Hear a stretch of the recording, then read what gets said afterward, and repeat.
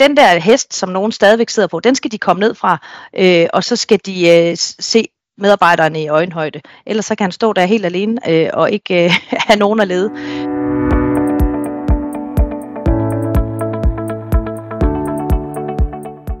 Jeg hedder Heidi Kuhlin.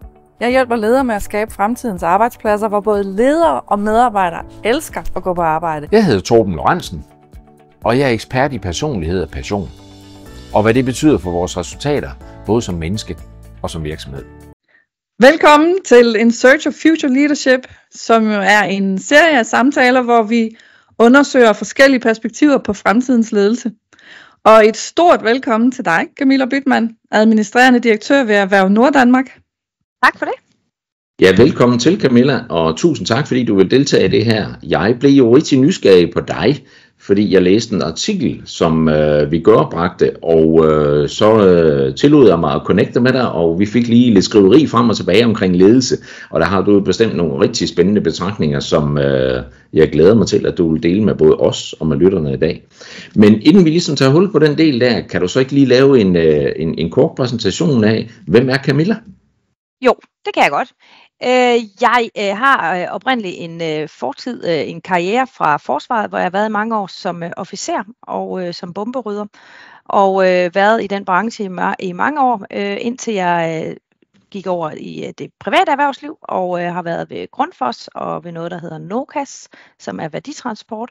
Jeg har været ude ved Svanehøj, som er en produktionsvirksomhed, der laver pumper, og så er jeg her i Erhverv Norddanmark, hvor jeg er direktør. Og det vi laver i Erhverv Norddanmark, det er, vi etablerer netværk og laver rigtig meget netværk og matchmaking på kryds og på tværs, sørger for, at de rigtige mennesker, de lærer hinanden at kende.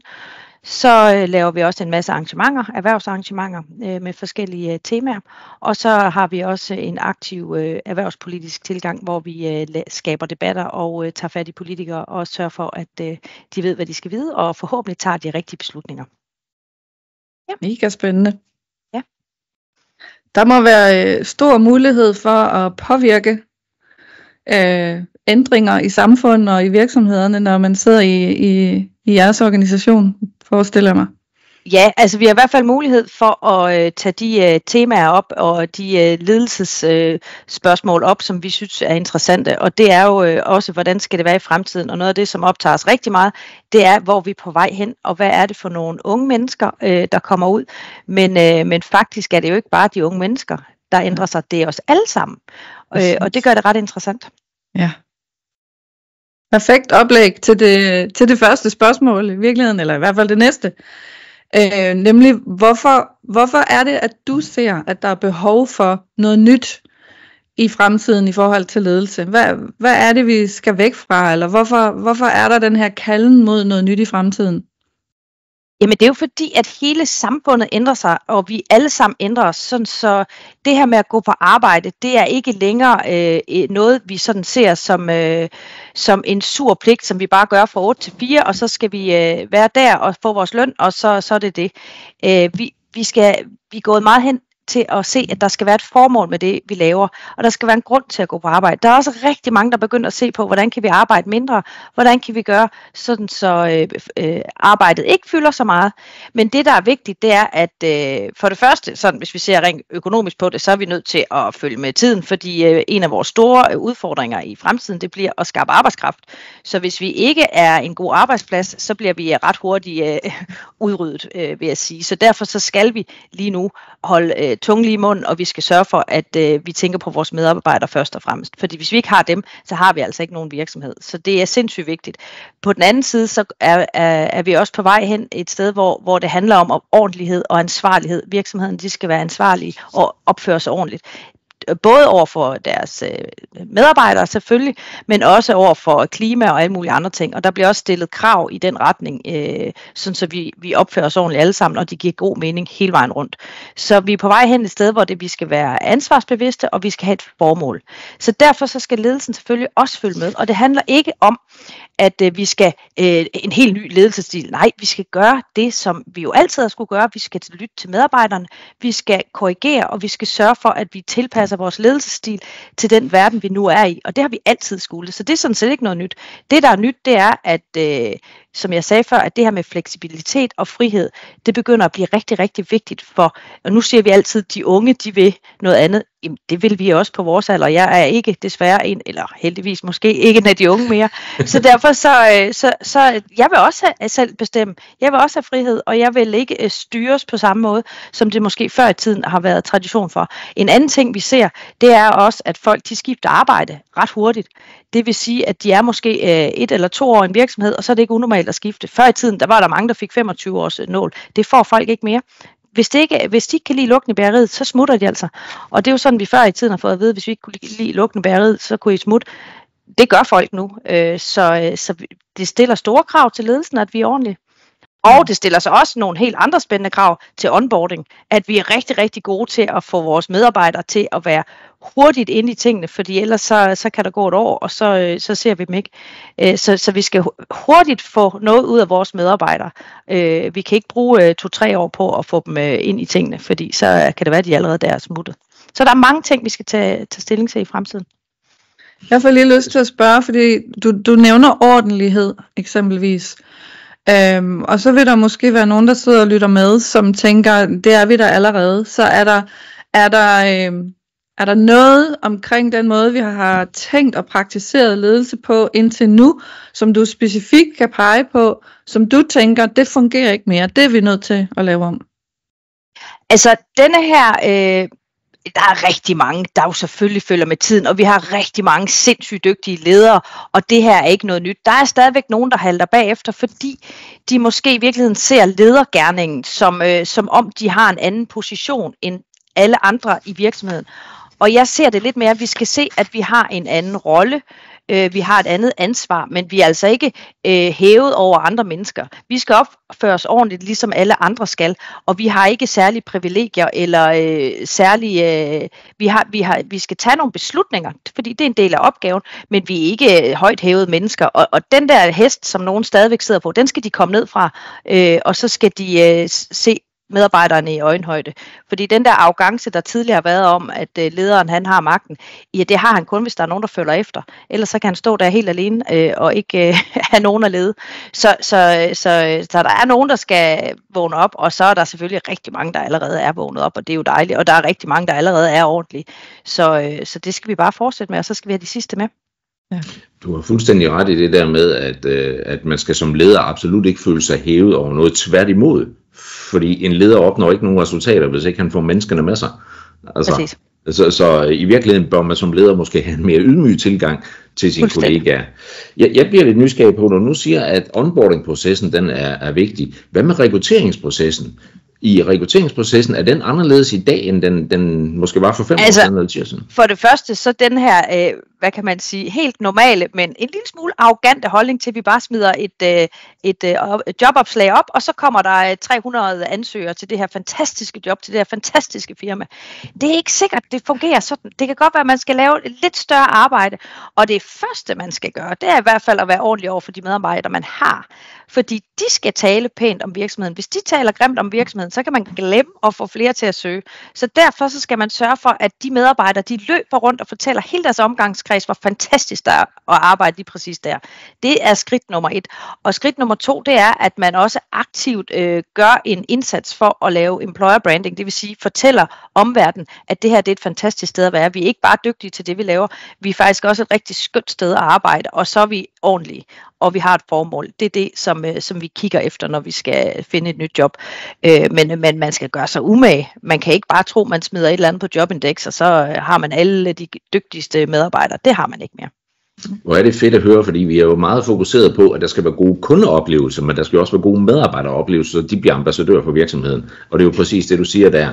Det jeg også tænker lidt i rekrutteringen, der i selve samtalen med en potentiel ny medarbejder, er det vel også vigtigt, at man er ærlig og åben om, hvad det er, virksomheden kan tilbyde. Tænker du, den er lidt andet? Altså jeg mener, det er jo en gensidig jobsamtale. Det er jo ikke kun en jobsamtale for virksomheden, som jeg ser det. Og det er fuldstændig rigtigt, fordi man oplever folk, der kommer til samtale, og så sidder de og bruger en time på at fortælle om sig selv, og så kommer man ud og spørger dem, jamen, hvordan gik det, og hvad sagde de? Og så har de faktisk ikke fortalt noget om virksomheden, fordi de tror, det handler om, at medarbejderen skal sælge sig selv, men det er jo faktisk fuldstændig, som du siger, 50 på lige, at virksomheden skal jo også sælge sig selv, for hvor fanden skulle de ellers tage jobbet. Og der tror jeg også, der er nogle virksomheder, der skal vågne lidt op og se, at det er faktisk der, du skal gøre dig attraktiv. Men hvis du ikke kan leve op til det, og det gælder jo både for medarbejderen, der søger jobbet, men også for virksomheden, hvis du lover en masse ting, og så er du i virkeligheden overhovedet ikke er i stand til at leve op til det, så smutter folk jo ret hurtigt. Eller også bliver du hurtigt afskedet. Så ærlighed er jo sindssygt vigtigt her. Hvis vi ikke kan holde, hvad vi lover, så smutter folk med rette. Og så bliver rekrutteringsprocessen bare endnu dyrere. Ja, så skal vi på den igen. Så starter vi forfra. Ja. Jeg synes, det er sådan lidt pudsigt, tenderende til morsomt, men også tragisk, at det her med, når altså der er mange virksomheder og ledere, som oplever, måske især når det er de unge, der ligesom har det her fokus, jamen hvad kan I give mig, hvad får jeg så til gengæld ud af at arbejde for jer, så bliver det sådan oversat til sådan en mig tendens.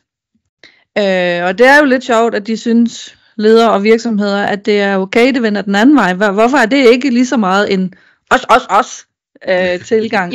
Jamen, altså, vi er begyndt og man kan sige, desværre så er der jo bare en situation, og den bliver værre og værre, eller bedre og bedre, kan man sige, hvor de unge kan tillade sig at stille de her krav. Så hvorfor i al verden skulle de ikke tillade sig det? Og så vil jeg sige, det er jo os, der har opdraget dem. Så hvis vi synes, der er noget galt med deres opførsel, så kan vi kigge på os selv, for det er faktisk så nogen som os, og os, der sidder i lederstillingerne. Det er os, der har opdraget dem til, at de er de vigtigste i verden, og de kan gå ud og stille krav. Så hvis vi er sure over det, så kan vi kigge på os selv og sige, jamen det har vi altså selv fortalt dem. Ja, og de skal have noget ud af livet, ikke? Det er meget det, jeg i virkeligheden ser som essensen i deres fokus.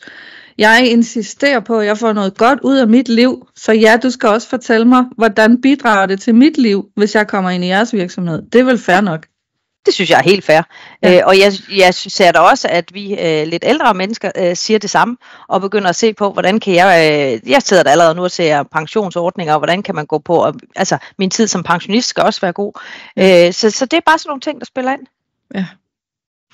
Så du sagde også lidt tidligere at sige, at det er jo ikke kun de unge mennesker, der vil have fleksibilitet, men er der i virkeligheden forskel på, hvordan man som leder håndterer den yngre generation i virksomheden og den mere modne?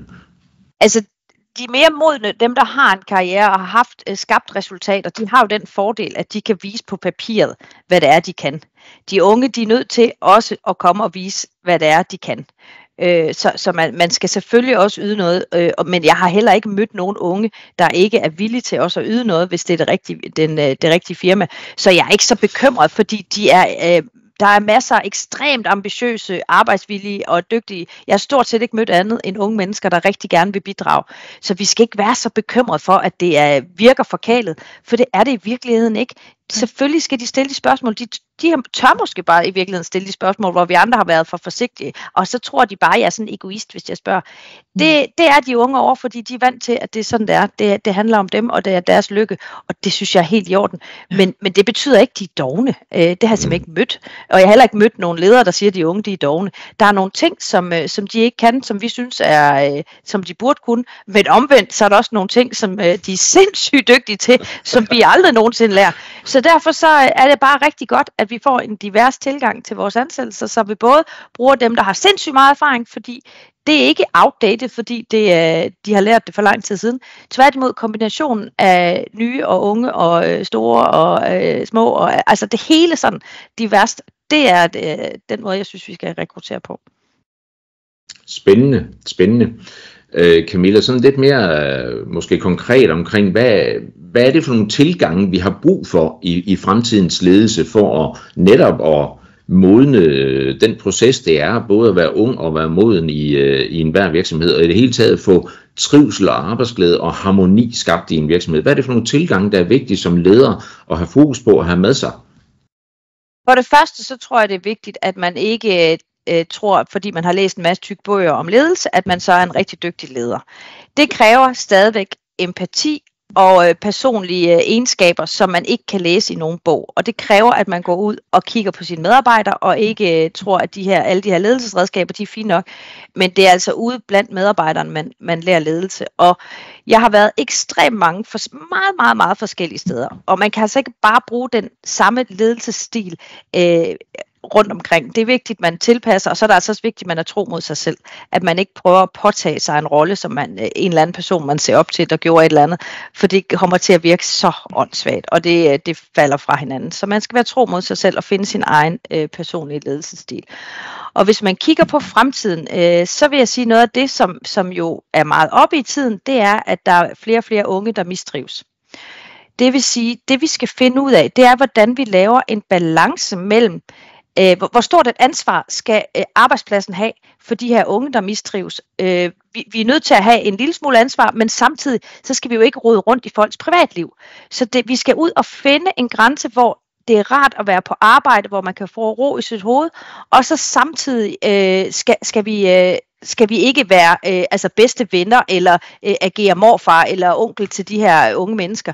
Vi skal finde en grænse, hvor de kan få lov til at have deres privatliv, men samtidig skal vi kunne rumme, at nogle af dem har det skidt.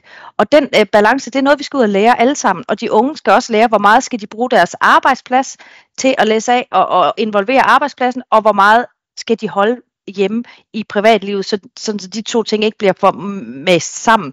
Fordi det tror jeg også kan blive på en eller anden måde skabe noget stress, eller skabe noget disharmoni, hvis det hele bare er en stor klump af både arbejde, og vi så aldrig nogensinde har fri, fordi det hele flyder sammen.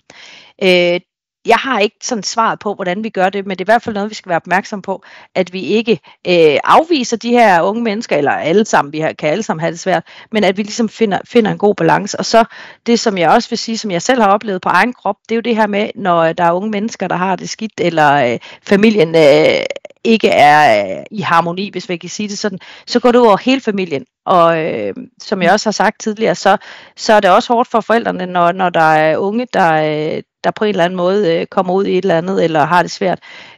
Og der skal vi jo også kunne favne hele, altså både forældre og de unge.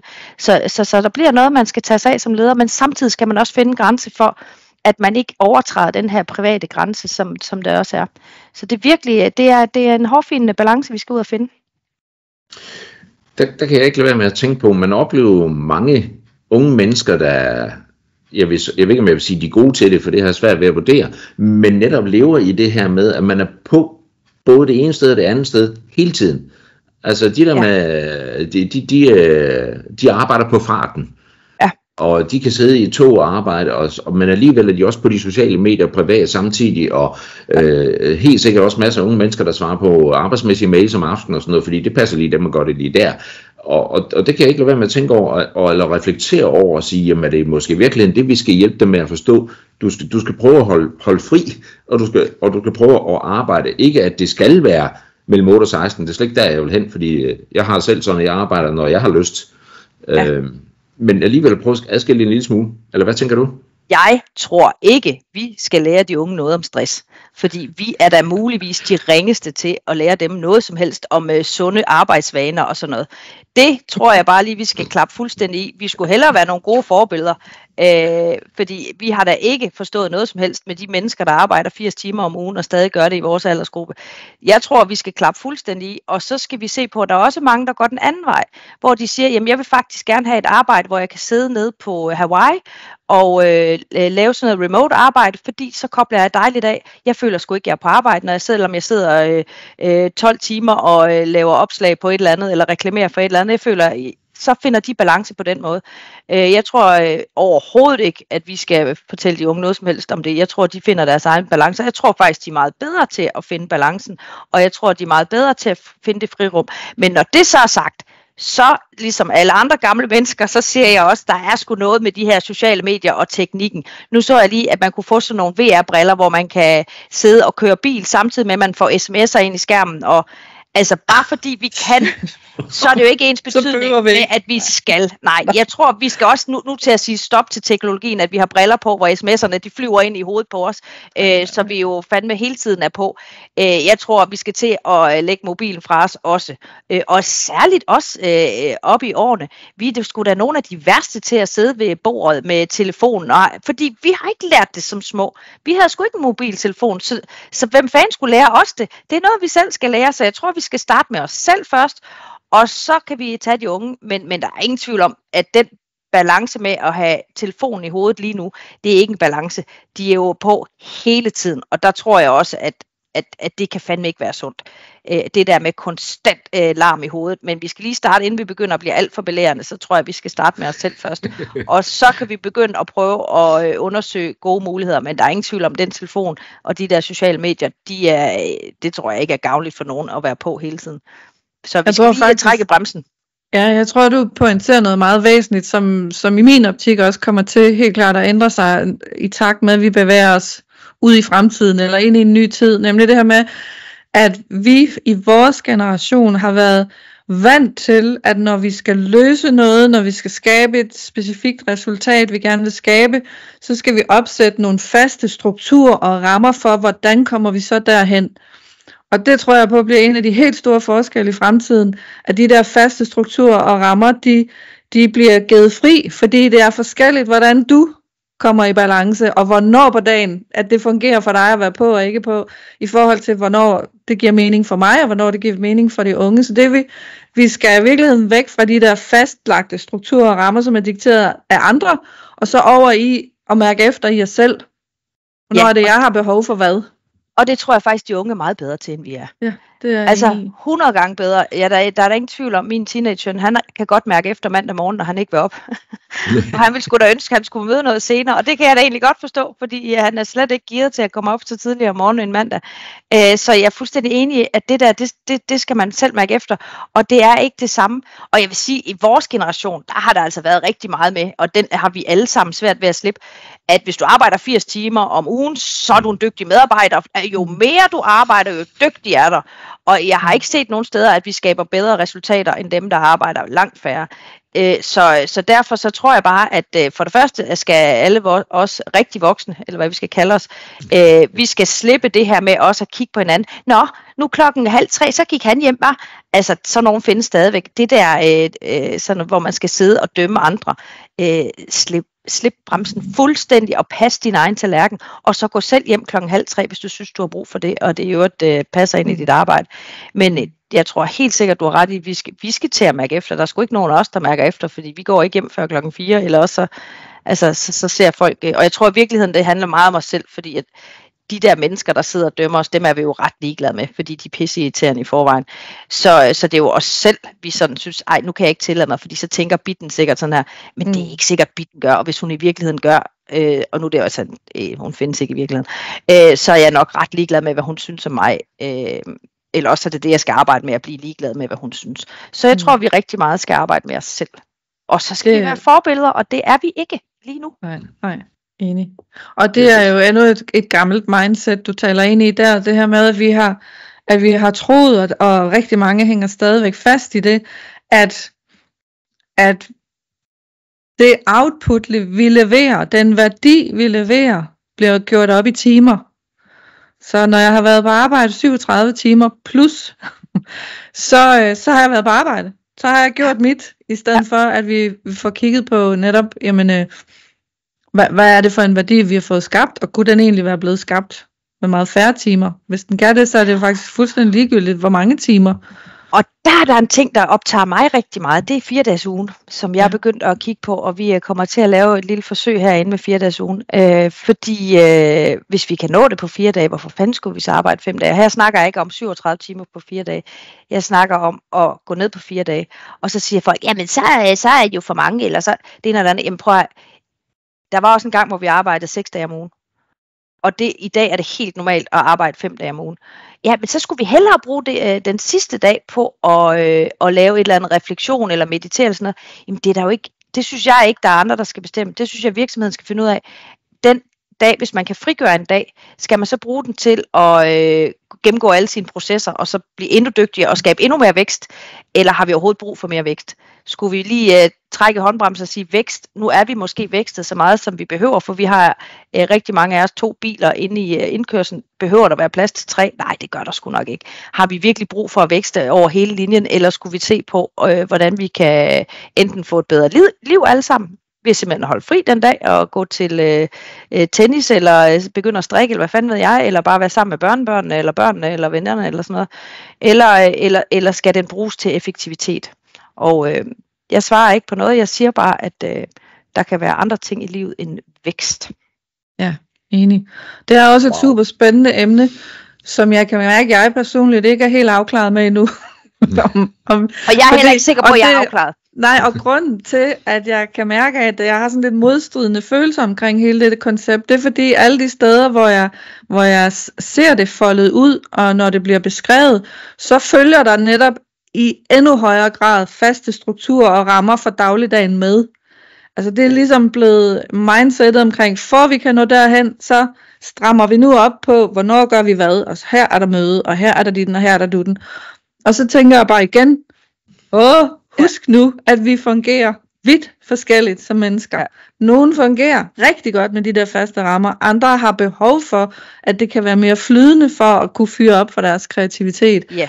Så jeg tænker, hvis man kan eksperimentere med, hvordan man kommer derhen, det tror jeg er vigtigt i hvert fald. Ja, og så kan det jo være, at det i virkeligheden ikke handler om en 4-dages uge, men bare handler om at gå på 30 timer. Altså vi simpelthen bare gør det mindre, eller bare lade være med at tælle de her timer.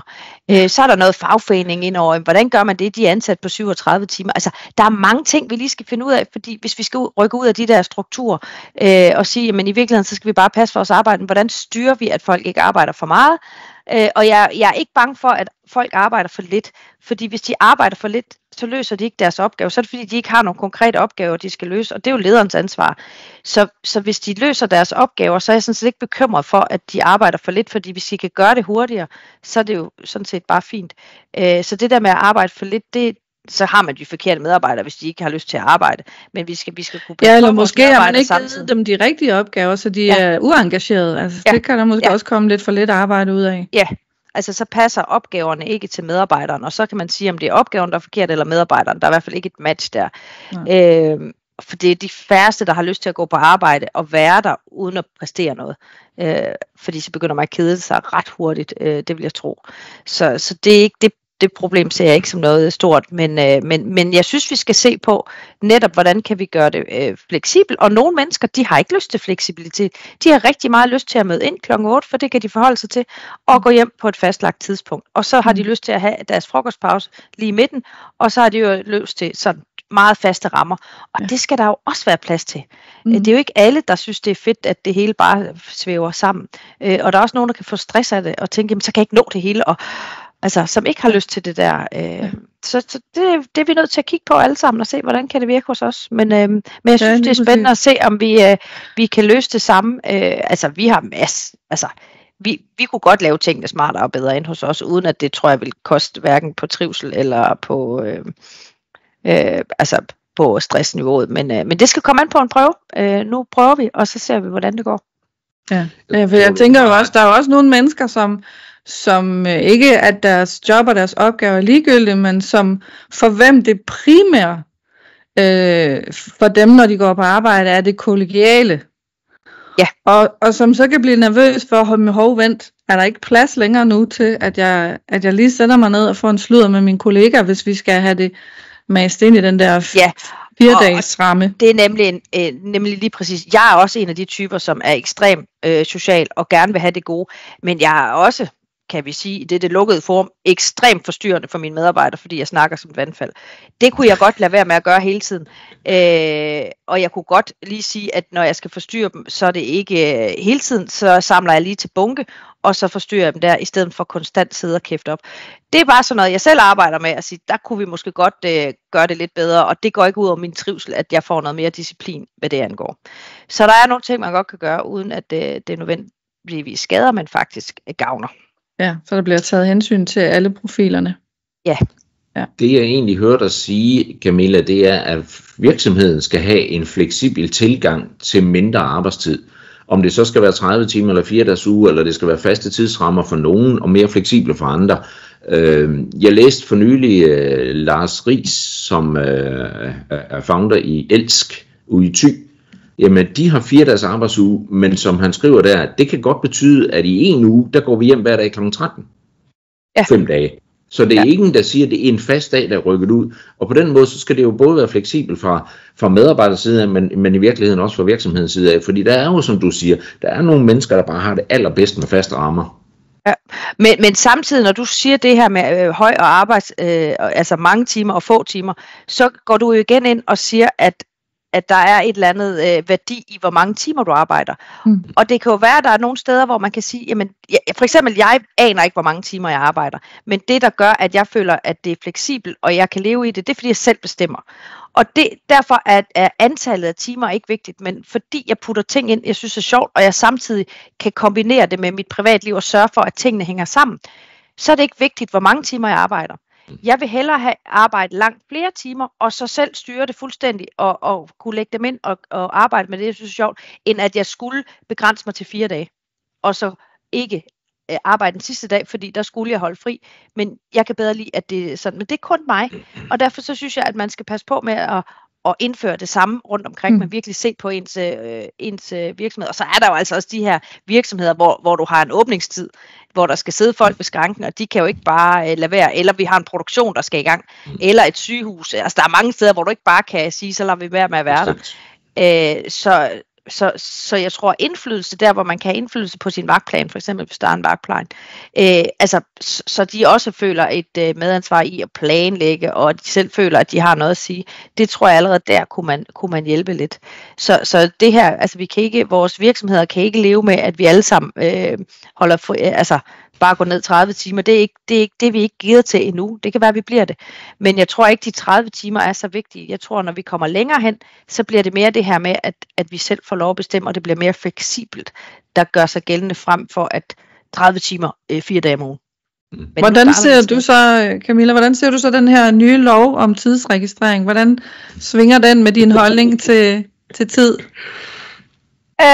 Altså det jeg fik fremlagt, det var, at det var for at sikre, at folk ikke får stress. Fordi der bliver der sat lighedstegn mellem mange timer lige med stress. Og den sammenligning kan du simpelthen ikke lave. Fordi det handler jo ikke om, hvor mange timer du arbejder, men hvordan du arbejder, hvor mange opgaver du har, om du kan nå det hele, om det, altså, det har ikke en kæft med hinanden at gøre. Jeg arbejder meget mere end 37 timer nogle gange, og nogle gange gør jeg ikke. Men jeg bliver ikke stresset, fordi at det selv giver mening. Så det der med at skulle registrere, jeg vil blive sindssyg over at skulle registrere mine timer. Der er jo nogle steder, hvor man gør det, fordi man fakturerer sine timer, hvor det allerede virker. Så der er nogle steder, hvor det er sindssygt vigtigt, du registrerer dine timer, så synes jeg, man skal registrere sine timer. Jeg synes ikke, man skal registrere sine timer for et eller andet greater good i EU, der siger det, fordi så bliver jeg mindre stresset. Ej, jeg kan ikke se overhovedet, at det skulle have hængt sammen. Jeg synes, det er bare en ekstra arbejdsbyrde for nogle mennesker, som ikke behøver at have den ekstra arbejdsbyrde, og jeg tror ikke, det får nogen som helst funktion. Hvis jeg er bekymret for, at nogle af mine medarbejdere arbejder for meget, så er det fandme en ledelsesopgave, og så kan jeg sætte ind der og sige, jeg har brug for at vide, hvor meget jeg arbejder, fordi Bente, jeg tror fandme, du sidder og arbejder om lørdagen, og du skal holde fri. Du skal have plads til din familie, og du skal ikke bare arbejde. Og så siger du, det har jeg lyst til, ja, men jeg har brug for mennesker, der holder i længden, bla bla bla bla. Så det er en ledelsesopgave, og der kan man gå ind og sætte ind, men man skal ikke bare gøre det, smøre sådan nogle lovgivninger ud over det hele, og så igen tro, at det hele passer til alle. Det gør det ikke. Det, for mig, der lyder det også lidt som endnu sådan et gammelt mindset, vi har haft med, at hvis vi har et problem, så skal vi måle det. Som om at målingen i sig selv er en løsning. Det er det jo ikke. Og tit og ofte, så kunne vi godt springe direkte til løsningen, uden vi behøver at bruge en masse tid på måling. Men det er jo her, de dygtige ledere går ind og kigger på deres medarbejdere og ser, arbejder de for meget? Er der balance i deres liv? Er de glade og tilfredse? Eller er der en, der er ved at vælte her? Det kan vi ikke bare løse med en måling. Så ja, jeg er ikke fan. Nej. Men der siger du, synes jeg også, du siger lidt, Camilla, at de der ledere, de skal have været fokuseret på at være ledere, Og i vores kommunikation på et tidspunkt er der også udtryk for, at for at være en dygtig leder, skulle man ikke nødvendigvis være den bedste i branchen. Måske i virkeligheden tværtimod. Kunne du fortælle lidt mere om det, og måske også der lige tage det der med, at en leder skal ikke have et stort dominerende ego.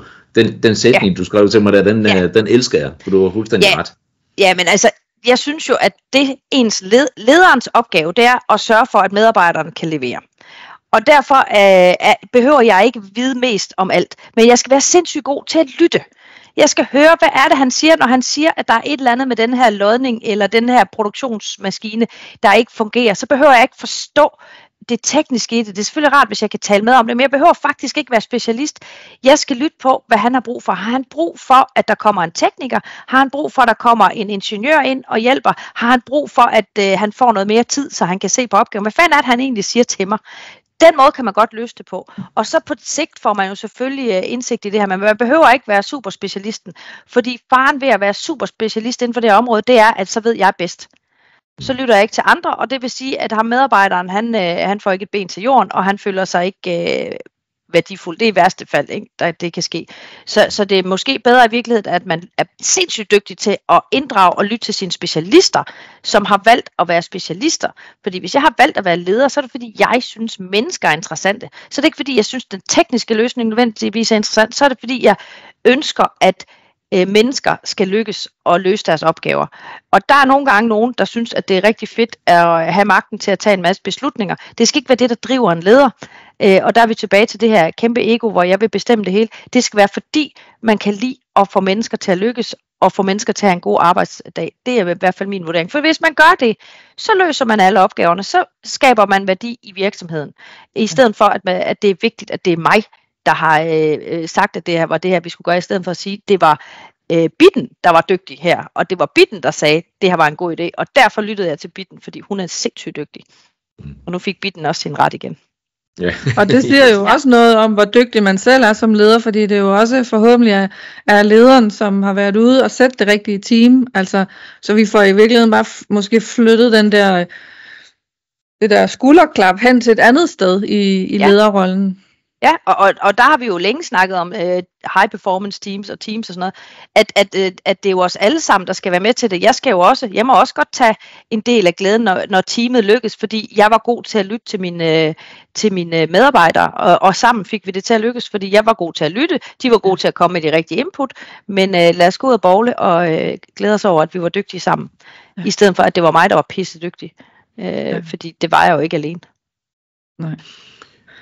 Så i bund og grund, så mener du et eller andet sted også, at ledelse skal være et fag. Det er ikke afhængigt af, hvilken branche man er i. I princippet kunne du jo gå ud og være leder i hvilken som helst branche. Det handler om, at en leder skal være interesseret i mennesker. Ja, det synes jeg. Og så gør det jo ikke noget, at man har erfaring for den branche, man er i, eller at man, altså sådan, så man kan tale med, men man kan lære det ret hurtigt. Jeg vil sige, det er en fordel, hvis du er i forsvaret, at du så for eksempel er soldat.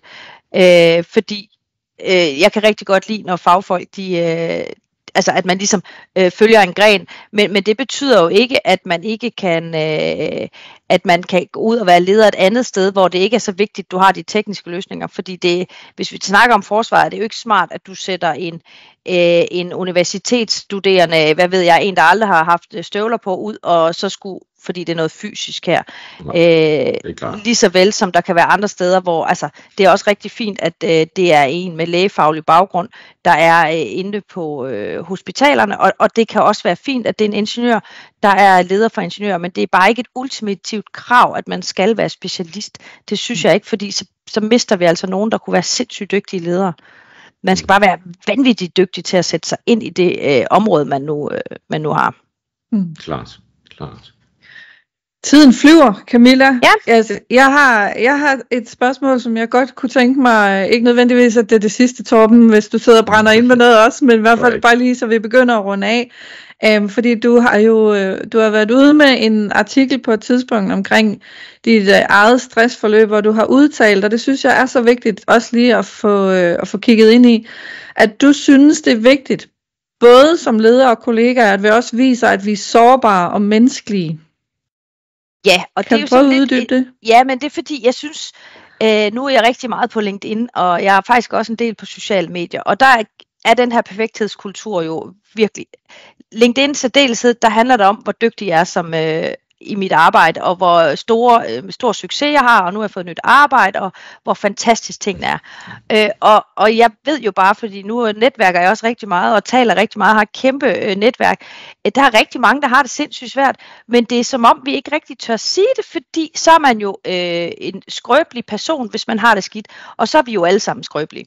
Og det er vi jo som mennesker. Der kan man have opture og nedture, og jeg tror bare, det er vigtigt, at vi viser balancen, at nogle gange, så går det af helvede til, og så har vi det virkelig, virkelig skidt. Og det, jeg har simpelthen aldrig mødt nogen, der ikke har prøvet det. På en eller anden måde. Og det tror jeg bare er vigtigt, at vi viser, at det er okay for alle, både som ledere, at vi går frem og siger, hold kæft mand, ikke at man skal sidde og læse af til sine medarbejdere, men at man viser det menneskeligt nogle gange, at tingene er lidt hårdt. Og jeg er ikke lavet af noget særligt, som gør, at jeg ikke går i stykker, bare fordi jeg er leder. Jeg tror, det er vigtigt, at vi viser, at vi er mennesker, og som ledere synes jeg, vi skal være forbilleder og sige, prøv her lige nu, der er det svært for mig, og det er okay, men jeg har ikke brug for at snakke om det her. Men det er okay at være åben om det. Det er også okay ikke at fortælle om det, men jeg synes bare, at vi er i hvert fald nogle stykker, der er nødt til at gå ud og sige, at livet er ikke bare, vi er ikke bare lavet af succes. Selvom vi har succes, så nogle gange så går det af helvede til, og det synes jeg er virkelig vigtigt, at vi også viser de unge, at man kan altså godt have succes uden konstant at leve i en eller anden jubelboble, men at det også nogle gange kan give ekstrem modvind, og at livet kan være pissehårdt. Jeg synes det er virkelig vigtigt, at vi er forbilleder for de unge at sige. På Instagram der handler det om kropsidealer, og på LinkedIn handler det om karriere, og der synes jeg i hvert fald også, at vi skal være ærlige omkring det, at de ikke bare tror, at alle de her CEOs, de bare kører afsted, og det er bare det nemmeste, og de har aldrig nogen bump på vejen, og deres familie står bare helt clean, og det hele bare kører, og der synes jeg, vi skal vise et mere realistisk billede, også på LinkedIn og på alle andre steder, og også i medierne. Lige sige, at det er sgu okay, at det er svært.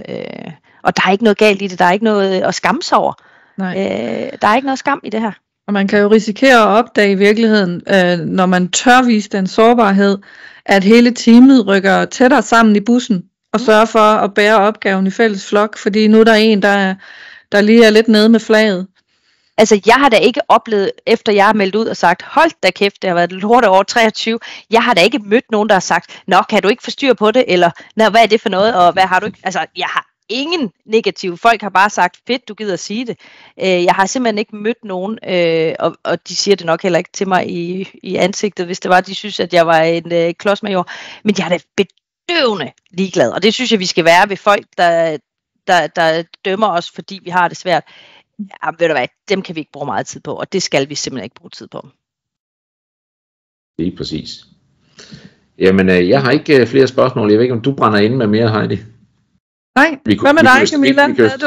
Havde du forberedt mere, du gerne ville dele? Nej. Jeg synes, det har været en smør og hyggelig snak, og jeg er fuld af fortrøstning i forhold til vores unge mennesker, der kommer ud.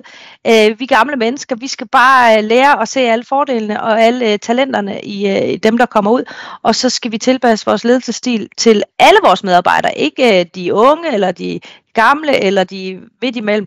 Alle skal have en særlig ledelse og en position, og det er okay at sige, at man har det skidt, og det er også okay at sige, at man gerne vil have noget selv. Ja. Bum. Fedt. Fantastisk. Bum, ja. Fantastisk afslutning. Det var de afsluttende ord. Det var et super statement at komme af med her til sidst. Ja. Tusind tak, fordi du var med, Camilla. Jamen, tak, det har været super inspirerende. Ja. Absolut. Rigtig meget. Og tusind tak til alle jer, der lytter med derude og ser med på videoen, hvis I kigger med på YouTube, og ellers så kan I jo lytte på podcasten på Apple Podcast eller på Spotify, eller hvor I nu lytter jeres podcast hen. Så tusind tak. Vi glæder os til næste episode, og hvis du er sikker på at lytte med der, så abonner på kanalen. Tak for nu. Tak for nu.